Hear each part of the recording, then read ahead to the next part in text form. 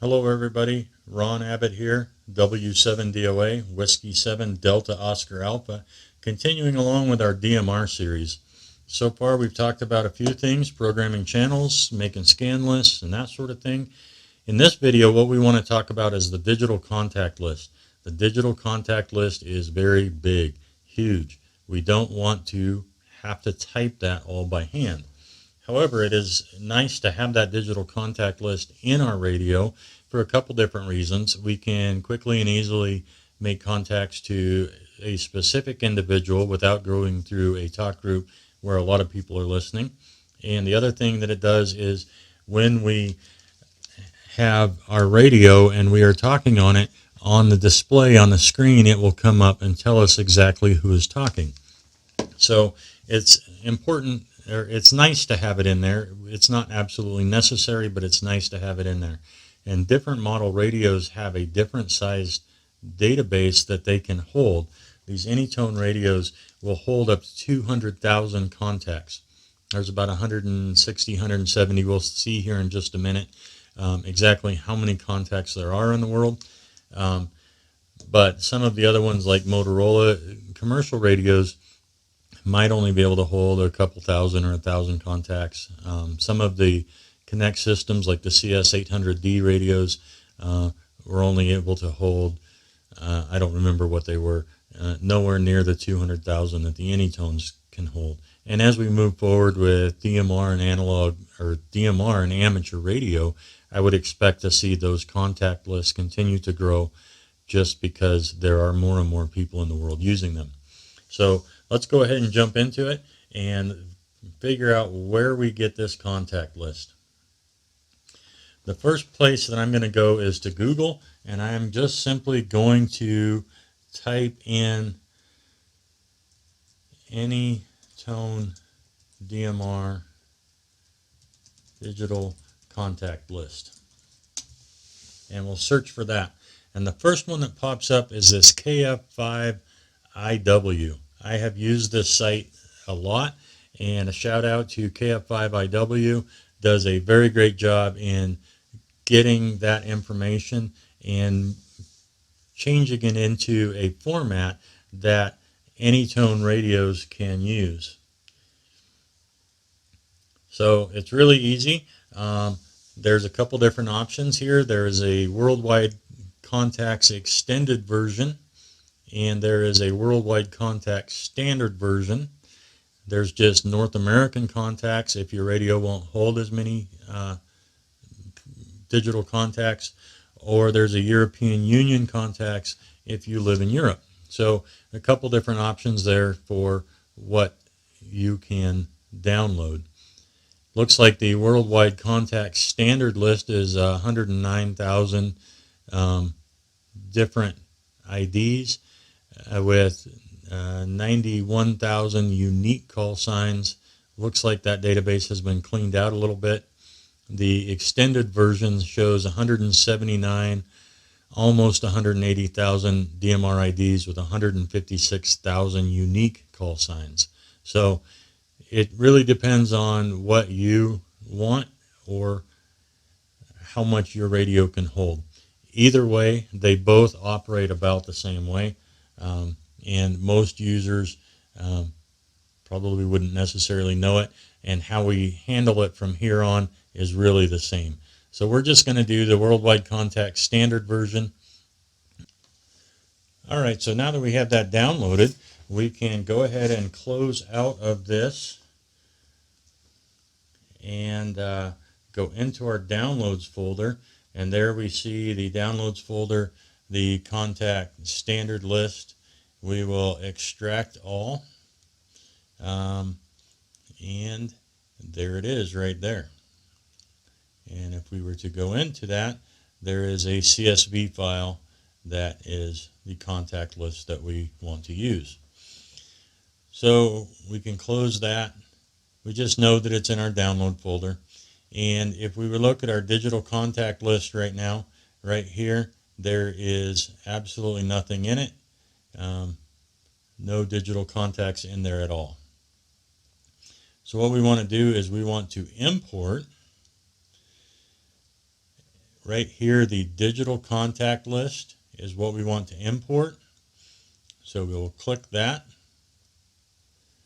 We will go to our download section, open that, select that file, and click open.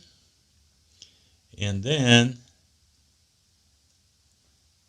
we can push the import button here, and it will import all of that data into our radio. This process takes just a little bit, so I'm going to pause the video and we'll be back in just a minute. Okay, so that took a couple minutes to do, but the import is complete, and so we can click OK, and now it is getting ready to display this data. So now we can see that in our first list we have, what is that, 20,000 contacts in our first list. So we can scroll down, and yeah, there's 20,000 contacts there. The next one is 20 to 40.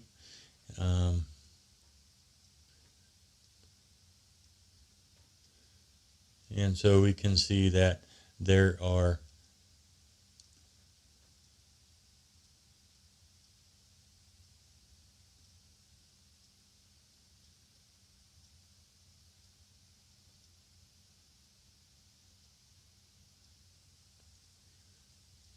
a whole bunch of contacts in there, and we are at that's at 100,000.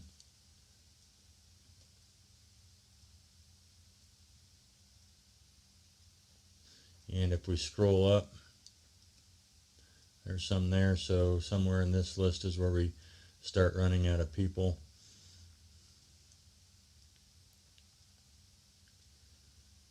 And we'll scroll down here a little bit. Too far.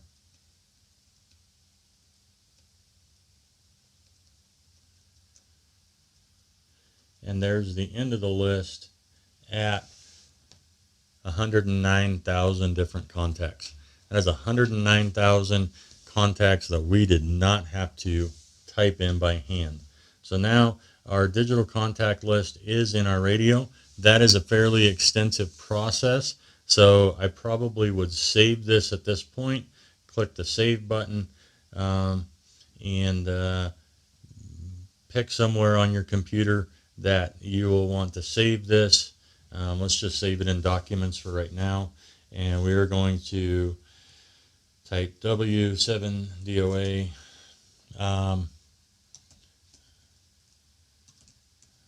video, and so then that lets us know that whose code plug this is and why I did it, and I can select that. So now it's saved. Up here at the top it says this file was saved, and up here at the top is our video file name, or excuse me, our code plug file name, just so that we can find it and access it later. So what we've done is gone out and found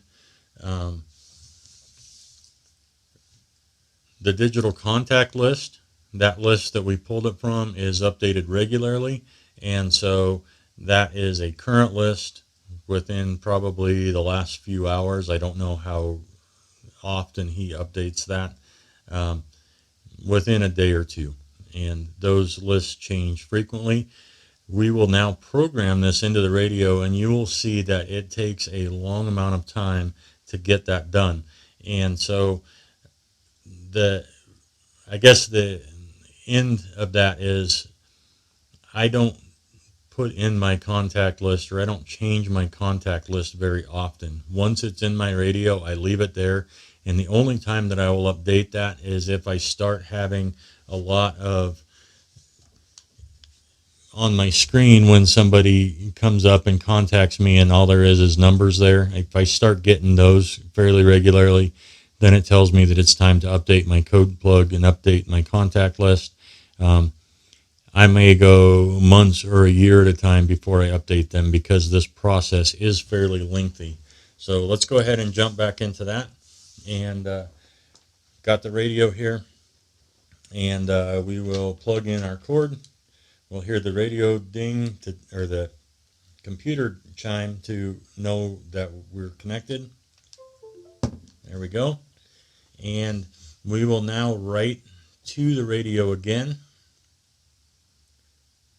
Do you want to write this data to the radio? Yes.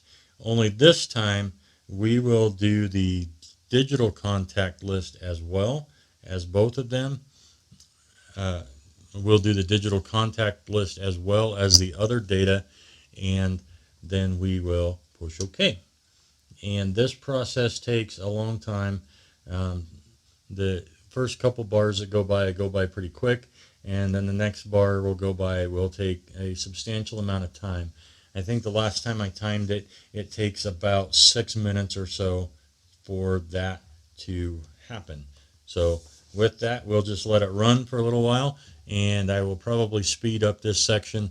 Just know that if it goes by relatively quickly, probably there wasn't a setting checked correctly, and if it takes about 6 to 10 minutes, you'll know that you got it done right.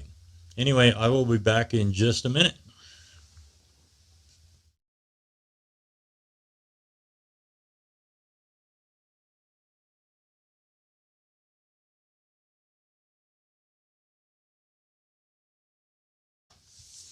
Okay, so we have the digital contact list programmed into the radio. It's downloaded into the radio. It's been rebooted, and there's nothing really changes on the screen of the radio until somebody contacts us. Then on the screen of the radio, it would come up with information about who was calling us, and that's what that digital contact list is really handy for.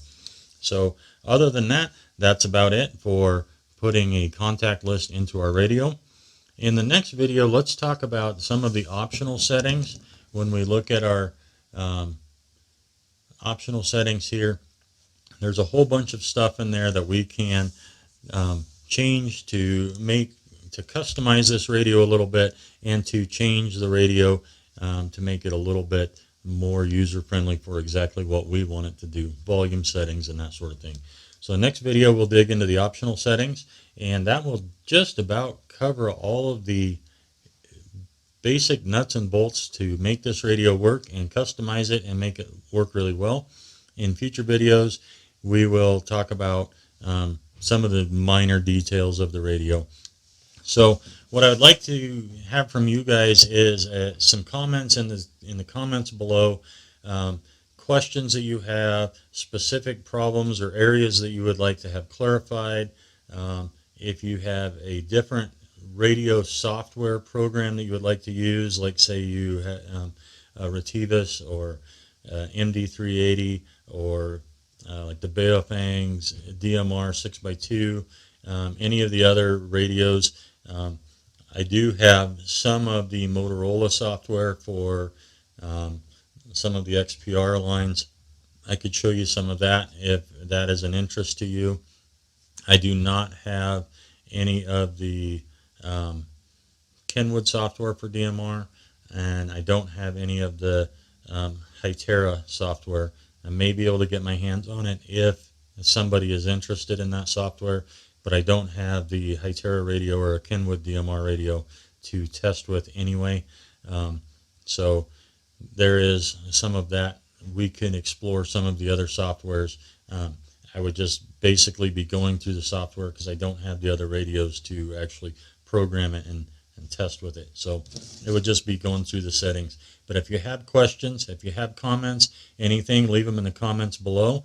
Go ahead and hit that subscribe button, hit the bell icon so that you know when future videos are coming up. And we'll see you in the next one. I'm Ron, W7DOA 73.